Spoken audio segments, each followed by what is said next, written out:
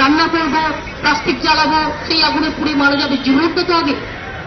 দোকান পুড়ে গেলে দোকানের মেটেরিয়াল ফিরে আসতে পারে জোগাড় করে, কিন্তু মানুষ পড়ে গেলে সেটা তো ফিরে আসবে না। মানুষের জীবন তো সবচেয়ে দামি। এবং সেই জন্য আমি আজকের এই ঘটনা আগে আমাদের পরিবার পরিজনদের হাতে মৃতদেহগুলো ফেরত দেওয়া, তাদের সাহায্য করা, যারা আহত তাদের পুরো চিকিৎসার ব্যবস্থা করা, এবং মৃত পরিবারগুলোকে রাজ্য সরকারের পক্ষ থেকে আমরা 2 লক্ষ টাকা করে ক্ষতিপূরণ দেব।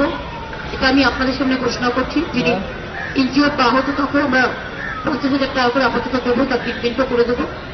কিন্তু এটা ইমিডিয়েট সার্ভে করতে হবে। আগেরবারে সার্ভে করেও যারা অ্যাকশন নেয়নি তাদের 3 মাস টাইম দেওয়া হবে যে আপনারা বাড়ি আর প্লাস্টিকের গোডাউন আর একসাথে থাকা, কাগজের বিজনেস আর একসাথে থাকা, এই দুটোকে একটু আলাদা করতে হবে। তাতে যদি মনে করে যে থাকার জায়গা নেই, গভর্নমেন্টকে বলবে, গভর্নমেন্ট বাড়ি তৈরি করে দেবে, কি আছে।